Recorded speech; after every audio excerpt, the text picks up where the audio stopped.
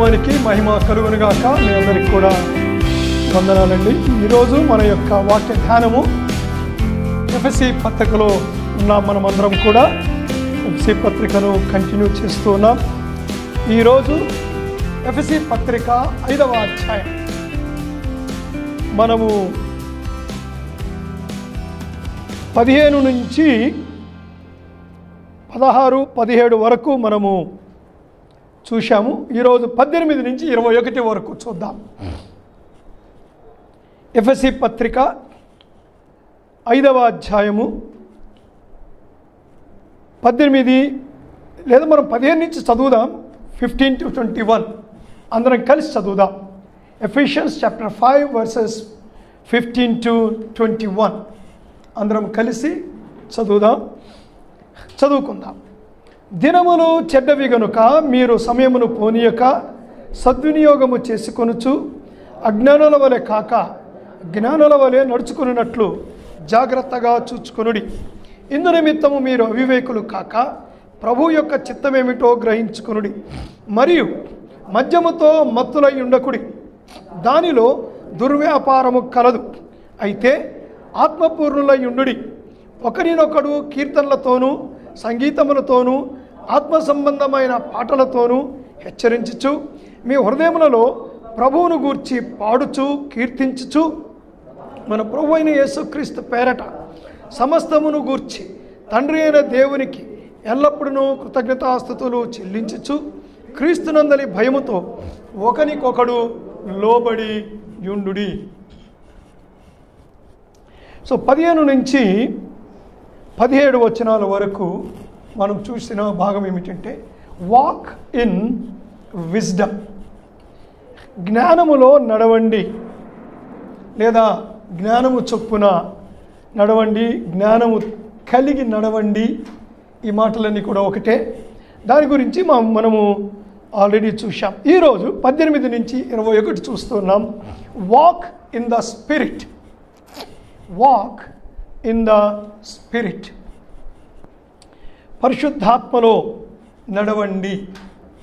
పరిశుద్ధాత్మలో నడవండి. What does it mean? ఏమిటి పరిశుద్ధాత్మలో నడవడం అంటే ఏమిటి? ఈ లోకంలో లేదా క్రిస్టియన్ సర్కిల్స్లో చాలా రకాల భిన్నాభిప్రాయాలు ఉన్నాయి. కానీ వాక్యం ఏం చెప్తుందన్నది మనం చాలా క్షుణ్ణంగా అర్థం చేసుకోవాలి. ఇక్కడ పౌలు చెప్పిన మాటలు నేను మళ్ళీ చదువుతాను, జాగ్రత్తగా గమనించండి. 18వ వచనం చదువుతాను. మరియు మద్యముతో మత్తులై ఉండకుడి. పౌలు దేని గురించి చెప్పినా కూడా వాక్ ఇన్ యూనిటీ, ఏమండి, ఐక్యతలో నడవండి. వాక్ ఇన్ ప్యూరిటీ, పరిశుద్ధతలో నడవండి అండి. వాక్ ఇన్ లవ్, ప్రేమలు, ఇవన్నీ చెప్పినప్పుడంతా కూడా నెగిటివ్ విషయాలు కూడా మాట్లాడాడు.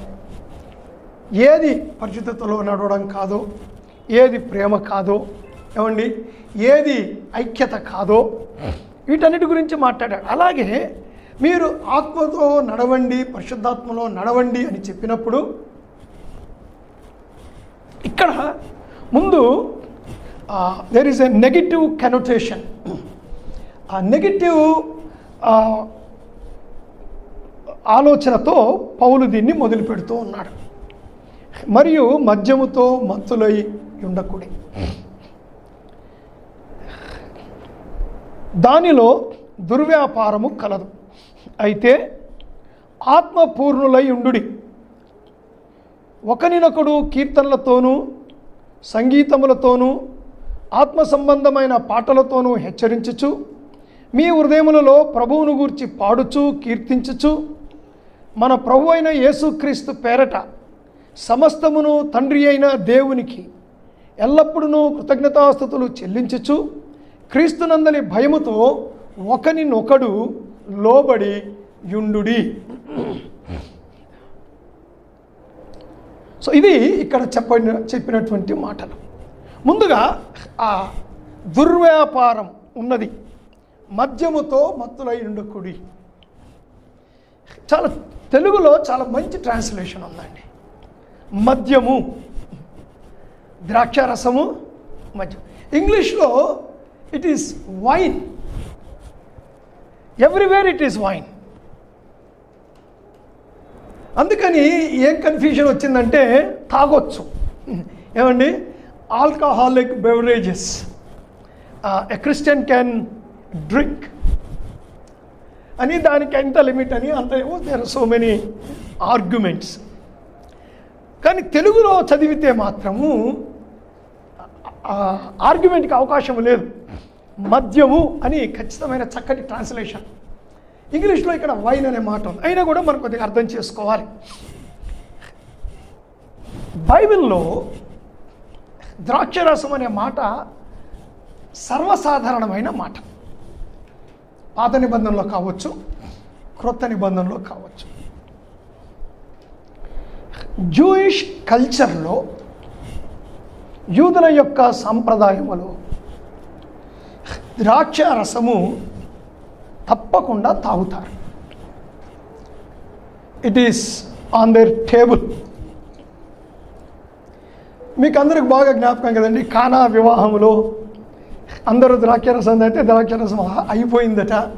మరలా యేసుప్రభు వారు నీళ్లు నింపమన్నారు, అది ద్రాక్షరసంగా మారింది. ఎస్, మనం కొద్దిగా అర్థం చేసుకోవాలి. ముఖ్యంగా బైబిల్లో వైన్, ద్రాక్షరసము 3 రకాల మాటలు వాడబడ్డాయి. హెబ్రీలో కానీ గ్రీకులో కానీ. హెబ్రీ అంటే పాత నిబంధనలో, గ్రీక్ అంటే క్రొత్త నిబంధనలో. ముందుగా నేను ఒక మాట దగ్గరకు వస్తాను. సికేరా, గ్రీకులో సికేరా. అదే మాట హెబ్రీలో షేఖార్. షేఖార్ రెండు ఒకటే.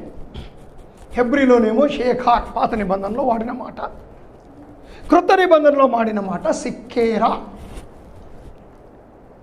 ఇంగ్లీష్లో వైన్ వైన్ వైన్, తెలుగులో ద్రాక్షరసం ద్రాక్షరసం. ముందుగా గ్రీకులో వాడిన మాట లూకాసు వార్త 1వ అధ్యాయం 15వ వచనం.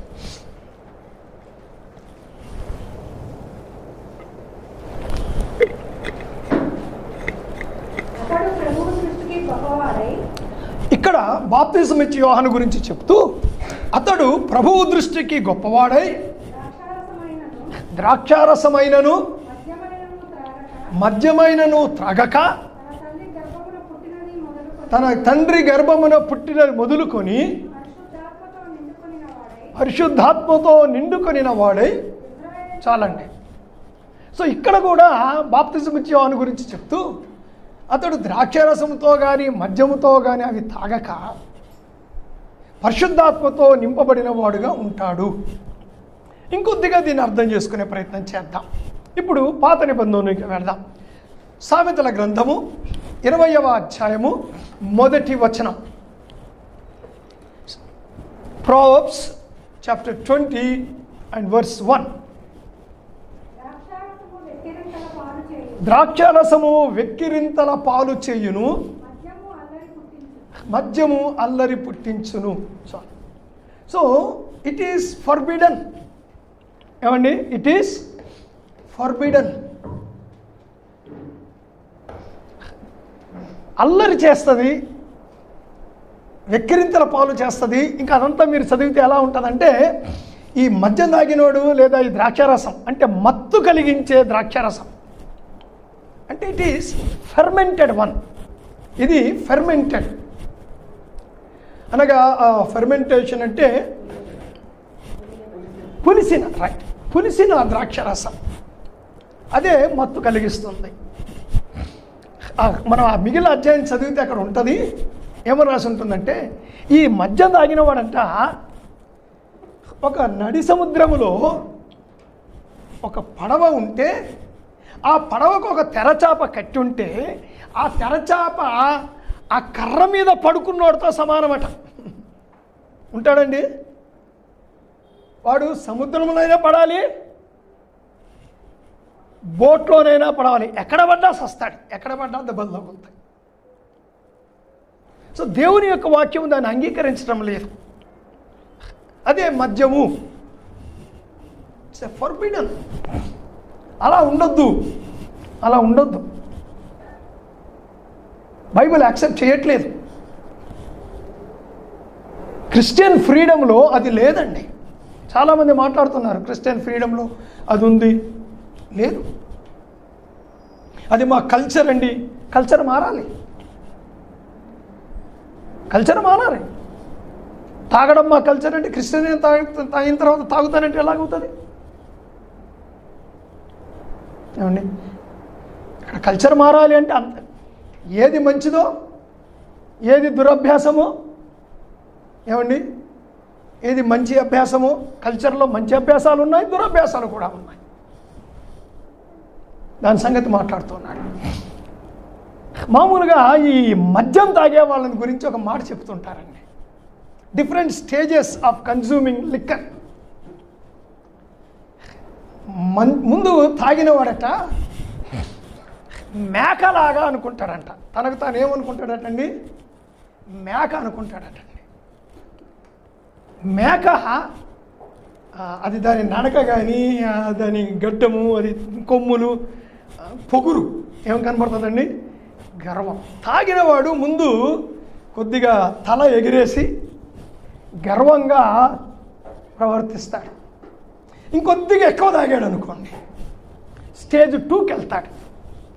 స్టేజ్ 2 ఏంటంటే he will become a lion. ఏమవుతాడు? సింహం అవుతాడు. అంటే కాస్త వాడిలో దుష్టత్వం ప్రవేశిస్తుంది, క్రూరత్వం ప్రవేశిస్తుంది. ఇక తిడతాడు, కొడతాడు, అల్లరి చేస్తాడు, ఏమండి, ఇవన్నీ చేస్తాడు. ఇంకా ఎక్కువైంది అనుకోండి, ఈసారి ఇంకొద్దిగా ప్రమోషన్ వస్తుంది వాడికి. లయన్ నుంచి హీ విల్ బికమ్ మంకీ, కోతి అవుతాడు. ఇక వాడి మాటలు కానీ, వాడి నడక కానీ, ఏమండి, అక్కడ తలుపు లేకున్నా తలుపు ఉందనుకొని పోయి గోడ కొట్టుకో. మీరు చూశారో లేదో, నేను చూశాను. ఏమండి, వెకిల్ చేష్టలు చేయడం, ఇక అందరు నవ్వుతూ ఉంటారు. ఆ నుంచి 4వ స్టేజ్కి వెళ్తాడంటే. 4వ స్టేజ్ ఏంటో తెలుసండి? పంది. వాడు బురదలో పడ్డాడా? పక్కనున్న మన ఎన్ని చుట్టూ హైదరాబాద్లో, ఏమండి,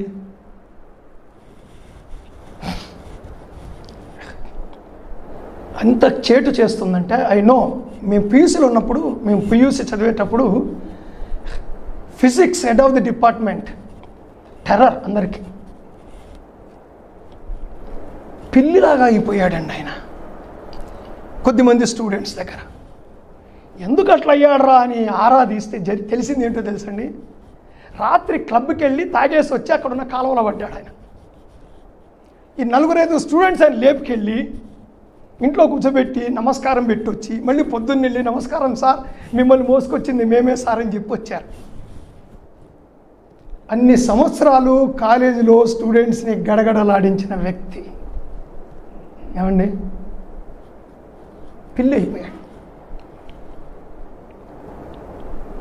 అది తెలిసిన తర్వాత మిగిలిన స్టూడెంట్స్ కూడా భయం పోయిందండి. ఈ రౌడీ గ్యాంగే కాదు, మంచి స్టూడెంట్స్ కూడా ఆయన అంటే భయం పోయింది. That is what it does.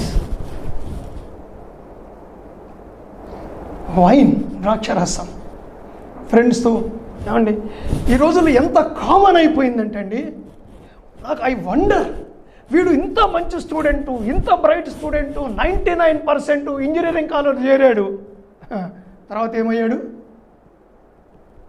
తాగడం ప్రారంభించాడు. ఇంత బ్రైట్ స్టూడెంటు, నీట్లో ర్యాంకు కొట్టాడు, మెడికల్ కాలేజ్లో సీట్ వచ్చింది, ఆ తర్వాత ఏమయ్యాడు?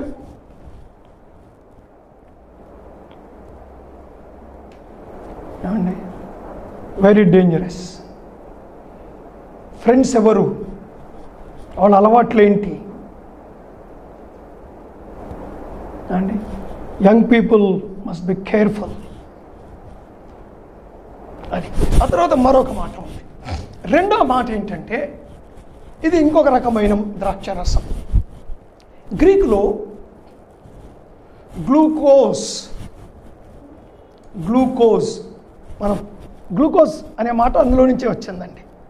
ఇంకా స్పెల్లింగ్లో చిన్న అక్షరం తేడా అంతే. గ్లూకోజ్ అది గ్రీకులో.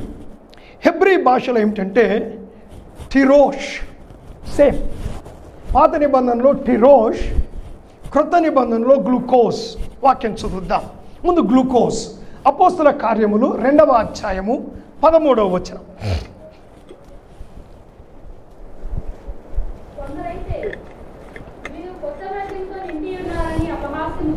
కొందరైతే వీరు క్రొత్త మద్యముతో నిండి ఉన్నారని అపహాసం. అంటే ఇక్కడ ఏం జరిగింది?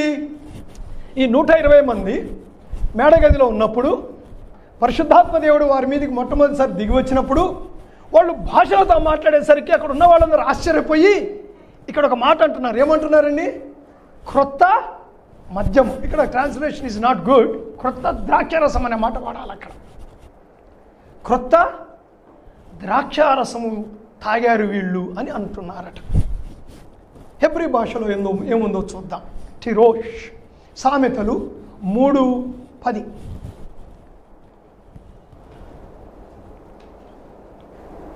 సామెతలు 3:10.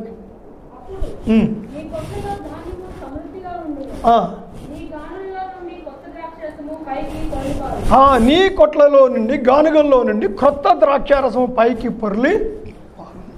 సో దేవుని ఆశీర్వాదం గురించి మాట్లాడుతున్నారు. ఇది గ్లూకోజ్ అంటే తీయగా ఉంటుంది అన్నమాట. క్రొత్త ద్రాక్షారసం అంటే అప్పటికప్పుడే ద్రాక్ష పళ్ళు తీసుకొచ్చి గానుగలో వేసి వాళ్ళకి ఆ పంట పండుతూనే ఉంటుందండి, పండుతూనే ఉంటుంది. ఆ రసాన్ని తాగడం. అయితే ఇక్కడ ఒక ప్రమాదం ఉంది. క్రొత్త ద్రాక్షారసము లిమిటెడ్ క్వాంటిటీస్లో తాగితే మత్తు ఉండదు.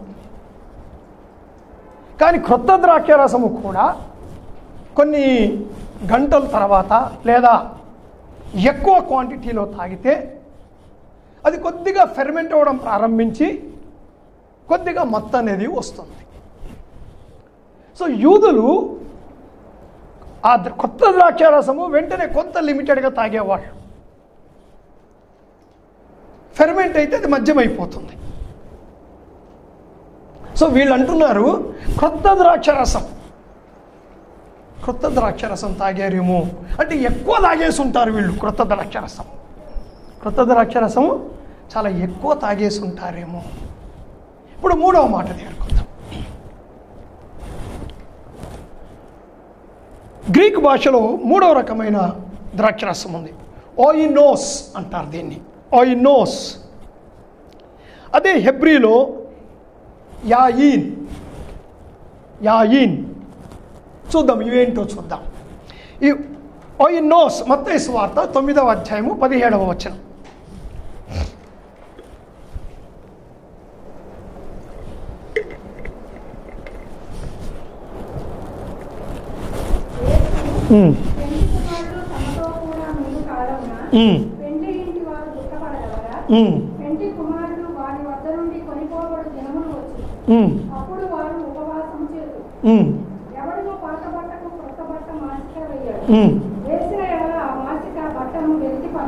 ఓకే,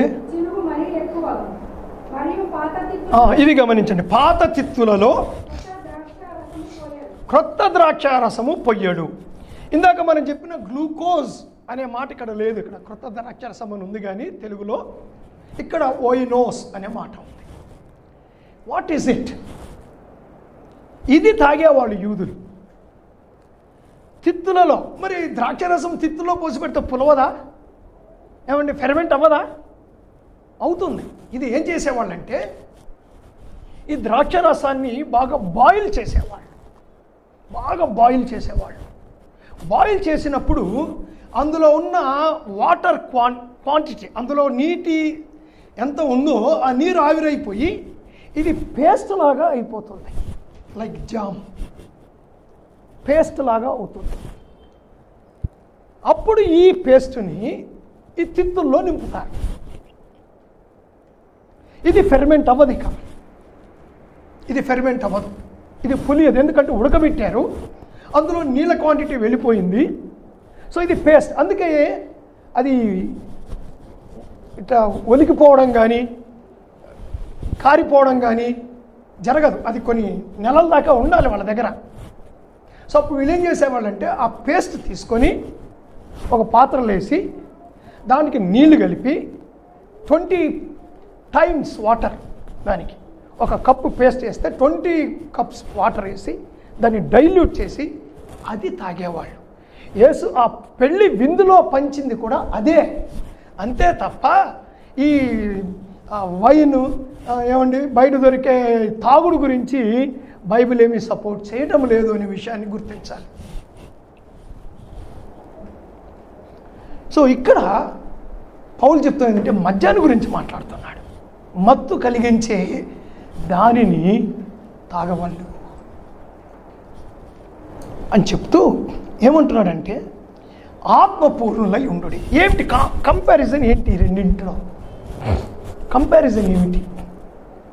ఇక్కడ ఆత్మపూర్ణులై ఉండు అనే మాట మనకు అర్థం కావాలి అంటే మీరు మద్యముతో మత్తులై ఉండకూడదు అన్న మాట అర్థమైతే ఆత్మపూర్ణులై ఉండుట అంటే ఏమిటో అర్థమవుతుంది. చాలామంది స్పిరిట్ ఫీల్డ్ అనగానే వాళ్ళ ఆలోచన ఏంటంటే దూకుతారని, ఎగురుతారని, దొల్లుతారని, నోటుకు వచ్చినంత మాట్లాడతారని.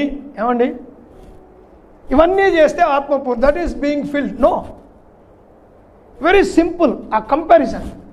ఎవడైతే తాగుతాడో ఆ త్రాగుడు వాడిని కంట్రోల్ చేస్తుంది. అంతే కదండి. ఆ తాగిన వ్యక్తిని ఏది కంట్రోల్ చేసేది? మత్తే కదా. ఆ మద్యం వాడిని కంట్రోల్ చేస్తుంది. ఆత్మపూర్ణులు అంటే they are controlled by the holy spirit. మీరు ఆత్మతో నింపబడాలి. It is a commandment. It is a commandment,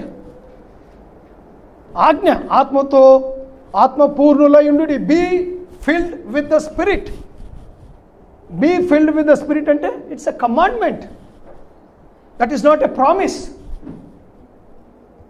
ఆత్మ బాప్తిస్మము అది వాగ్దానం. ఆ సెంటెన్స్ ప్యాసివ్ వాయిస్లో ఉంటుంది. అది మనం చేసేది ఏమి లేదు, దేవుడు చేసే పని. మనం రక్షించబడ్డప్పుడు పరిశుద్ధాత్మ చేత బాప్తిసం పొందుతాం. పరిశుద్ధాత్మ దేవుడు మనకు అనుగ్రహించబడతాడు. దాని కొరకు మనం చేసేది ఏమి లేదు, కనిపెట్టేది ఏమి లేదు. But this is being field with the spirit. It is a commandment. పరిశుద్ధాత్మతో నింపబడి ఉండుట. ఏమిటి దీని అర్థం ఏంటి? అలా అర్థం చేసుకోవాలి దీన్ని. గ్రీకులో ఇక్కడ వాడబడిన మాట ఏమిటంటే ప్లేరు. గ్రీకు భాషలో ఇక్కడ వాడబడినటువంటి మాట ప్లేరు. ప్లేరు అనే మాట ప్రాముఖ్యంగా ఆ రోజుల్లో మెకనైజ్డ్ బోట్స్ కాదు కదా, తెరచాపలు ఏముండేవండి? తెరచాపలు ఎత్తాలి. ఈవెన్ తెడ్లు వేసి ఎంత పెద్దగా ఉన్నా తెరచాపలు ఉండాలి. ఎన్ని తెరచాపలు ఉంటే దానికి అంత పెద్ద బోట్ అన్నమాట అండి. అంత పెద్ద బోట్ అది. దానికి వేగం కూడా ఎక్కువ ఉంటుంది తెరచాపల మీద సంఖ్యను బట్టి, సైజుని బట్టి. ఏంటి తెరచాప అంటే దానికి ఇలా గుడ్డ ఉంటుంది, అంతే క్లాత్. ఈ క్లాత్లో, ఈ గుడ్డలో గాలి నిండుతుంది. గాలి నిండుతుంది. అందుకే అవి ఇలా ఉంటాయి. అవి మామూలు క్లాత్ ఇలాగే ఉంటుంది, కానీ గాలి వీచినప్పుడు అది ఇలా అవుతుంది, ఇలా కరువు అవుతుంది. అప్పుడు పడవ గాలి వాటానికి కదులుతుంది. అవి నిండకపోతే నువ్వు ఎంత తెడ్లేసినా పడవ ముందుకు పోదు. సముద్రాల్లో, మహాసముద్రాల్లో ప్రయాణం చేసేటప్పుడు ఖచ్చితంగా ఆ తెరచాపలలో గాలి నిండాలి. అంటే ఆ తెరచాపలు ఈ పడవను నడిపిస్తున్నాయి. పరిశుద్ధాత్మ చేత నింపబడడం అంటే మన లోపల ఏదో ఫుట్బాల్లో గాలి కొట్టినట్టుగా, ఏమండి గాలి నిండిపోయిన ఫీలింగు అలాంటిది ఏమీ ఉండదండి. It is very simple that you are going to be led by the holy spirit. పరిశుద్ధాత్మ దేవుడు మనల్ని నడిపిస్తాడు. అది మన తర్వాత వద్దాం ఆ పాయింట్ దగ్గరికి. రెండవది ఏమిటంటే ఇట్ ఈస్ పర్మిటింగ్. పర్మిటింగ్ అంటే ఈ మాంసం అమ్మేవాళ్ళు ఆ మాంసం పాడు కాకుండా ఉండడానికి ఈ సెలైన్ వాటర్ లేదా ఉప్పు నీటిని మాంసంలోనికి ఎక్కిస్తారు. Now that permits the whole meat. ఆ మాంసం అంతటిని కూడా అది పాడవకుండా భద్రపరుస్తుంది. అది ప్లీరు. ప్లీరు అనే మాటకు ఇక్కడ రాయబడిన ప్లేరు అనే మాటకు అర్థం అది. అంటే పరిశుద్ధాత్మ దేవుడు He will take the whole control of our body and mind. He will take whole control of the body and mind. And they are protected by the Holy Spirit. పరిశుద్ధాత్మ చేత మన ప్రాణము, శరీరము లేదా మన మనసు, ఆలోచన విధానం, మనం చేసే క్రియలు, మన అవయవాలు అండి దేవుని యొక్క చిత్తానికి లోబడి నడిచేటట్లుగా పరిశుద్ధాత్మ దేవుడు నడిపిస్తాడు అనే విషయాన్ని అది మనం అర్థం చేసుకోవాలి. ఎలా నడిపిస్తాడు పరిశుద్ధాత్మ దేవుడు? యేసుప్రభువు వారు ఒక చక్కటి మాట చెప్పారండి. ఇందాక మనం చదివాం యోహాను సువార్త 14వ అధ్యాయంలో 16వ అధ్యాయంలో పరిశుద్ధాత్మ మీకు అనుగ్రహించబడతాడని చెప్తూ యేసుప్రభువు వారు చెప్పిన మాట ఏమిటో తెలుసండి. ఆయన మిమ్మును సర్వసత్యములోనికి నడిపించును, తనంతట తాను మీకు ఏమయూ బోధింపక నేను మీతో ఏమి చెప్పానో వాటిని మీకు జ్ఞాపకము చేయును. అంటే పరిశుద్ధాత్మ దేవుడు తన సొంతంగా ఏమి చెప్పడటండి. Already what is revealed in the Bible. అంటే పరిశుద్ధాత్మతో నడిపించబడడం అంటే మనం ఆల్రెడీ బైబిల్లో దేవుని చిత్తం, దేవుడు మనకి ఏం చెయ్యమని, ఎలా జీవించమని రాశాడో దాని ప్రకారము జీవిస్తున్నప్పుడు దాని అర్థం ఏమిటంటే we are led by the holy spirit. పరిశుద్ధాత్మ ద్వారా నడిపించబడడం అంటే దేవుని యొక్క వాక్యము ద్వారా నడిపించబడడం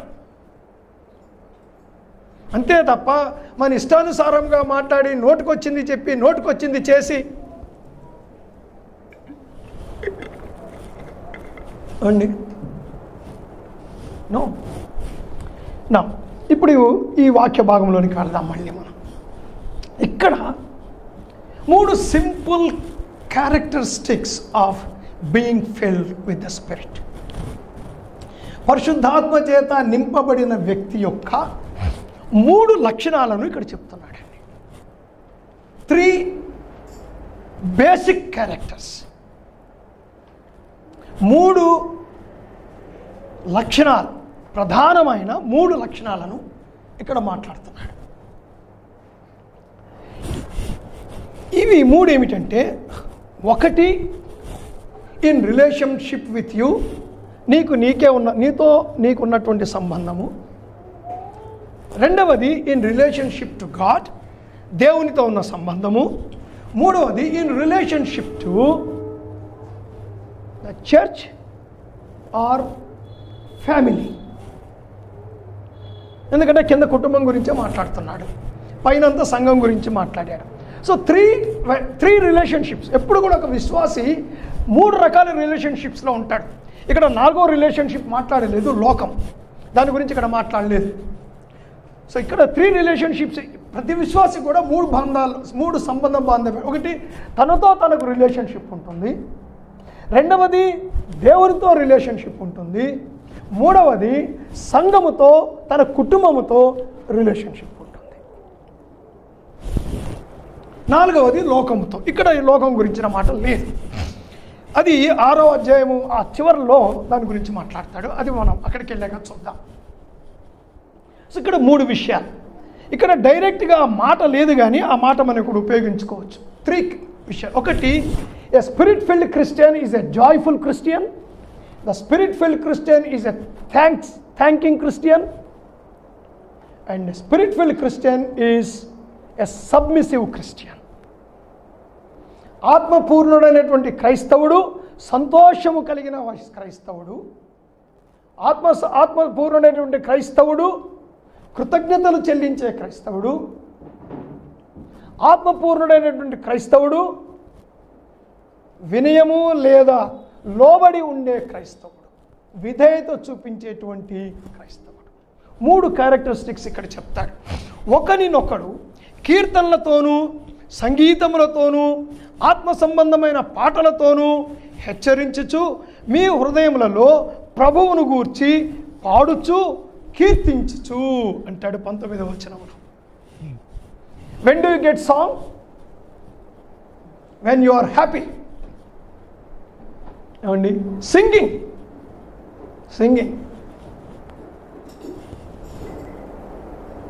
సో సంఘములో క్రైస్తవుడు పాడడానికి రావాలి. ఇట్లా ఎంత విచారం అయిపోయిందంటే church singing or Christian singing have become time pass. ఏమండి? బ్రదర్ ఇంకో 2 పాటలు పాడండి, ఇంకా కొద్దిమంది వచ్చేది ఉంది. బ్రదర్ ఇంకో 2 పాటలు పాడండి, ఇంకో కొద్దిమంది వచ్చేది ఉంది. ఇంకో 2 పాటలు. Why are you singing? What for are you singing?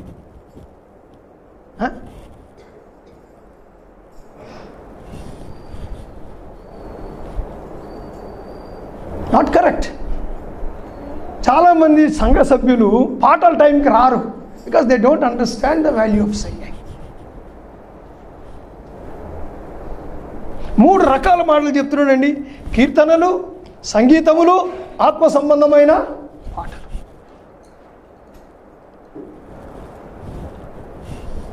So అన్నీ కలిపి ఒకే ఒక మాట చెప్పుకుందాం: సాంగ్స్. బైబిల్లో ఉన్న కీర్తన గ్రంథంలో నుంచి రాసిన పాటలు కావచ్చు, లేదా నేను రాసిన పాటలు కావచ్చు. ఏమండి? హెచ్చరించుచు, ప్రోత్సహించుచు. ఏమండి? పాటల ద్వారా ఒకరినొకరు హెచ్చరించుకోవడం, పాటల ద్వారా ఒకరినొకరు ప్రోత్సహించుకోవడం, మన నిరీక్షణ గురించి పాడడం. పాటలు సండే సర్వీస్లో పాటలు సెలెక్ట్ చేసేవాళ్ళు కూడా గుర్తించాలండి. That should have the varieties of songs: praise, hope, faith, prayer, submission. ఏమండి? Something like God's character or gospel. Different kinds of songs. పౌలు శీలలు ఖైదులో ఉన్నారు. ఏం చేశారంటే వాళ్ళు పాడారు. ఏం చేశారటండి? పాడారు. ఎవరు? సింగింగ్. అసలు అందరూ ఖైదులు బిత్తరపోయింటారు. ఏమిరా వీళ్ళు పాడుతూ ఉన్నారు ఇక్కడ జైల్లో చేరి. అది కూడా ఫిలిప్పీ పట్టణములో. అంటే అది రోమన్స్ ఉండే సిటీ.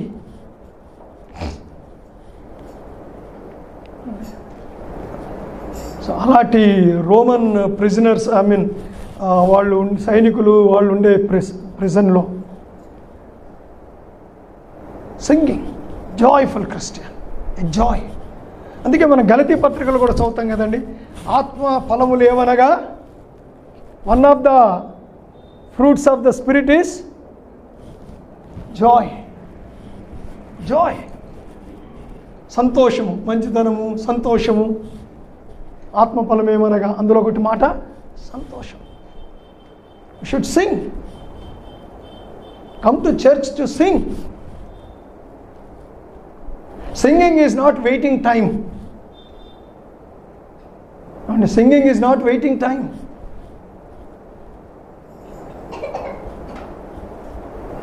పాడడానికి షుడ్ సింగ్. పాడాలి. కాబట్టి కొన్ని చర్చెస్లో అయితే గంట పాడతారండి. గంట పాడతారు, 1 hour. రకరకాల ఎంత ఎంతూజియాజం, ఎంత ఆనందం, ఎంత ఏమండి సంతోషం సంఘములో కనబడుతుంది. ఓకే, సిటీ చర్చెస్ అందరు వెళ్ళిపోవాలి, దూరాలు వెళ్ళాలి. ఇక్కడ లైఫ్ వేరే అనుకోండి. City life is different. కానీ ఉన్న 30 minutesలో కూడా సింగింగ్ కొరకు should come running. That is our expression of our joy, spirit-filled life. రెండవది కృతజ్ఞతలు చెల్లించచ్చు అంటాడు 20వ వచనంలో.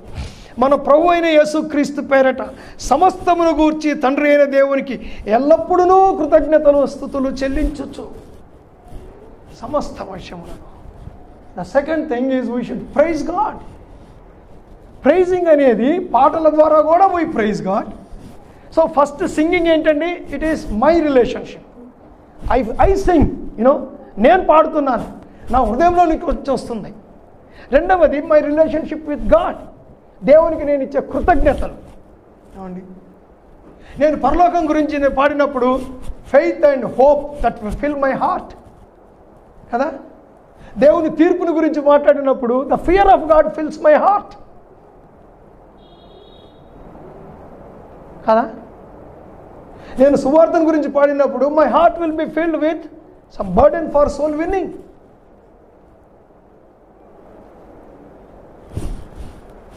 పాడుట. రెండవది కృతజ్ఞతలు చెల్లించుట. కృతజ్ఞతలు చెల్లించుట, దేవునికి కృతజ్ఞతలు చెల్లించు. అన్ని విషయాలలోనూ దేవునికి కృతజ్ఞతాస్తుతులు చెల్లించుట నేర్చుకోవాలి. అది అంటాడు తెస్సలోనికీయులకు రాసిన పత్రికలో చూడండి 5:18. మొదటి తెస్సలోనికీయులు 5:18.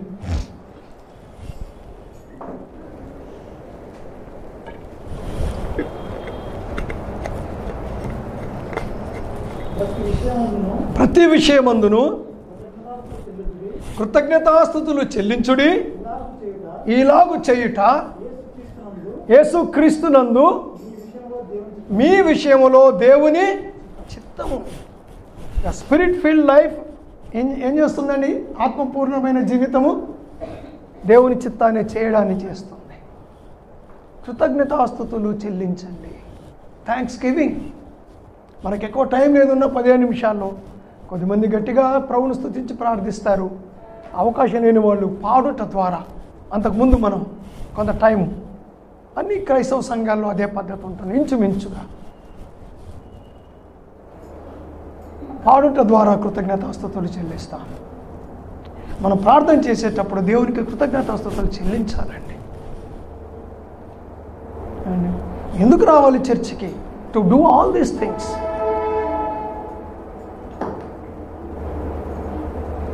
That is a sign of spirit filled life. ఆత్మపూర్ణంగా ఉన్నప్పుడు. మూడవదిగా క్రీస్తునందలి భయముతో ఒకనికి ఒకడు లోబడి ఉండుడి. క్రీస్తునందలి భయముతో ఒకనికి ఒకడు. సంఘంలోనంటే ఏంటండి? We should submit to each other. ఒకరికొకడం లోబడాలి. ఒకరిని చూసి ఒకరం భయపడి కాదు. ఎవరు లోబడినా భయపడేది ఎవరిని చూసి? క్రీస్తు ప్రభు యొక్క భయముతో సంఘములో ఒకరికి ఒకరు లోబడి ఉండాలి. Should be submissive.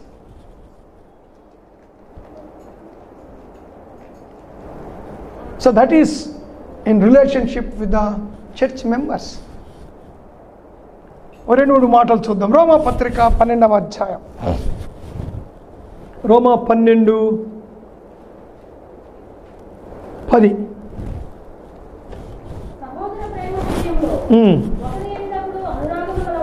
సహోదర ప్రేమ విషయములో ఒకని యందు ఒకడు అనురాగము గలవారై ఘనత విషయములో ఒకరినొకడు గొప్పగా ఎంచుకొనుడి. ఒకరినొకడు ఏం చేయాలటండి? గొప్పగా ఎంచుకోవాలి. గొప్పగా ఎంచుకోవాలి. ఎప్పుడు గొప్పగా ఎంచుకుంటామండి? ఎప్పుడు జరుగుతుంది? అవతల వ్యక్తి నాకంటే గొప్పవాడు అన్నది ఎప్పుడు జరుగుతుంది అనేది ఎప్పుడు? When do we feel that are when do we realize it? గొప్పవాడు అన్నప్పుడు ఏంటి? నాకన్నా ఎ గుడ్ క్వాలిటీ. చూడండి, ఎప్పుడు కూడా సబ్మిసివ్నెస్ ఎప్పుడు వస్తుంది అంటే, సబ్మిషన్ అనేది ఎప్పుడు వస్తుందంటే, when you get habituated to see a good in other brothers and sisters. If you keep on seeing the weaknesses, you will never think that you need to submit. మనము లోబడి ఉండుట అన్నది ఎప్పుడు అర్థమవుతుందంటే, నేను ఎదుటి వ్యక్తిలో మంచి చూడగలిగినప్పుడే. బలహీనతలు అందరికీ ఉంటాయండి, ఏమండి? Every one has his own weakness. ఏమండి? కానీ we should try to see the good in him, some good, and that will help us to ఏమండి ఎదుటి వ్యక్తిని ఘనముగా ఎంచుకున్నట. that will help us to honor him. ఘనత విషయంలో. So these are the qualities. చాలామంది spirit filled అంటే ఏంటంటూ ఎగిరెగిరి పట్ల కాదండి. The real Christian life need to be manifested, it should be demonstrated. ఏమండి? కనపడాలి నిజమైన క్రైస్తవ జీవితం. ఎస్, ఇంకా చాలా విషయాలు మాట్లాడుకుంటూ వెళ్ళవచ్చు. ఇంకొక మాట కూడా చూద్దాం. ఫిలిప్పీ పత్రిక 12వ అధ్యాయం 1 నుంచి 4 వచనాలు, 1 to 4 verses.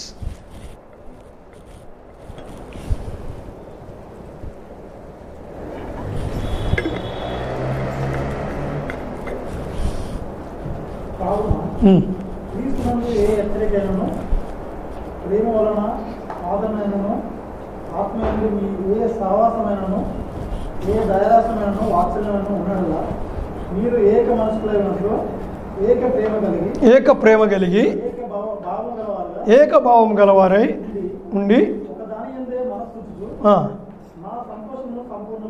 Okay right.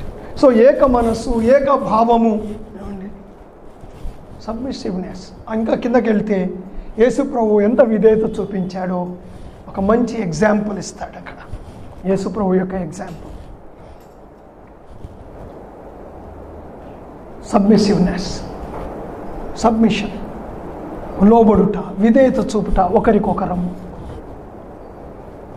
ఆత్మచేత నింపబడి ఉండుట, ఆత్మపూర్ణులై ఉండుట. So walk in the spirit, పరిశుద్ధాత్మ చేత నడిపించబడే జీవితం. We need to be controlled by the holy spirit. నింపబడుట అంటే కంట్రోల్ అని అర్థం అండి. నింపబడడం అంటే కంట్రోల్ అని అర్థం. నేను ఒక 2 మాటలు చూపిస్తాను మీకు ఇంకా క్లియర్గా అర్థం కావడానికి. లూకాసు వార్త 5వ అధ్యాయం 26వ వచనం చూడండి. లూకాసు వార్త 5వ అధ్యాయం 26వ వచనం.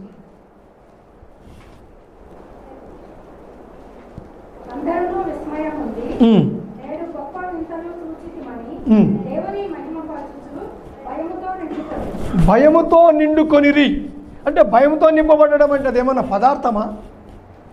అంటే ఏంటి? They are controlled by fear. They are controlled by fear. ఇంకో మాట అదే చూడండి, అక్కడే లూకాసు వార్తలు 6:11. అప్పుడు వారు వెర్రి కోపముతో నిండుకొని, వీళ్ళు దేంతో నింపబడ్డారటండి అంటే అర్థం ఏంటి? They are controlled by fear. They are controlled by fear. అపోస్తల కార్యములు 6:5 కూడా చదువుదాం ఒక్కసారి. అపోస్తల కార్యములు 6:5.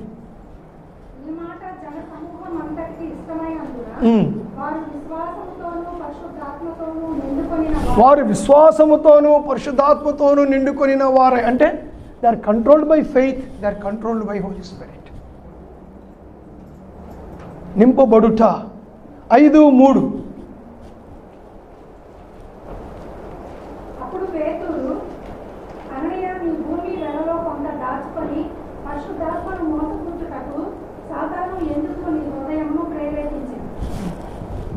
నిజానికి ఇక్కడ మనకి ఇంగ్లీష్లో చదివితే are filled with the Satan అని ఉంటుంది ఏమండి.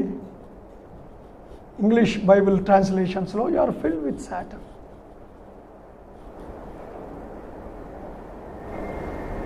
సాతాను అంటే controlled by Satan, controlled by Satan. So ఇక్కడ ఆత్మచేత నింపబడడం అంటే కంట్రోల్డ్ అంటే if we submit our selves, ఏమండి, దేవుని యొక్క వాక్యానికి మనం విధేయత చూపించినప్పుడు, దేవుని యొక్క వాక్యానికి మనం లోబడ్డానికి ఇష్టపడినప్పుడు మనం పరిశుద్ధాత్మ ద్వారా నడిపించబడతాము అనే విషయాన్ని మనం ఇక్కడ గుర్తుంచుకోవాలి. సో నేను పరిశుద్ధాత్మ ద్వారా నడిపించబడుతున్నానని ఎలా తెలుస్తుంది నాకు? వెరీ సింపుల్ అండి, వెరీ సింపుల్. నా మనస్సు, నా టైం ఎక్కువగా లోకానికి ఇస్తే I'm led by the world. నా టైము లేకపోతే నా ఇష్టము ఎక్కువగా దేవుని యొక్క వాక్యానికి, దేవుని పనులకు, సంఘానికి నేను ఇస్తే I'm led by the word of God, I'm led by the spirit. Very simple test. దీనేం కాంప్లికేట్ చేసి ఏంటంటో అర్థం చేసుకునే అవసరం లేదండి. It's a very very simple test. Are we controlled by the word, are we controlled by the spirit? లోకం చేత control చేయబడుతున్నామా, పరిశుద్ధాత్మ చేత కంట్రోల్ చేయబడుతున్నామా? మనం ఎవరితో టైం ఎక్కువ స్పెండ్ చేస్తే, లోకస్తులతో ఎక్కువ టైం స్పెండ్ చేస్తే లోకం కంట్రోల్ చేస్తూ ఉంది. విశ్వాసులతో టైం ఎక్కువ స్పెండ్ చేస్తే పరిశుద్ధాత్మ కంట్రోల్ చేస్తున్నాడు. లోక విషయాలతో ఎక్కువ టైం స్పెండ్ చేస్తే లోకం కంట్రోల్ చేస్తూ ఉంది. దేవుని యొక్క వాక్యంతో టైం స్పెండ్ చేస్తే పరిశుద్ధాత్మ దేవుడు కంట్రోల్ చేస్తున్నాడు. Quite simple test. దీని గురించి పెద్ద పెద్ద డాక్టర్ని మాట్లాడాల్సిన అవసరమేమీ లేదు. Very easy, simple, practical test. So are we filled with the spirit? అదే పౌలు అంటున్నాడు, వాక్ ఇన్ ద స్పిరిట్. దేవుని యొక్క ఆత్మలో నడవండి, ఆత్మ ద్వారా నడిపించబడండి. ప్రార్థన చేసుకోండి.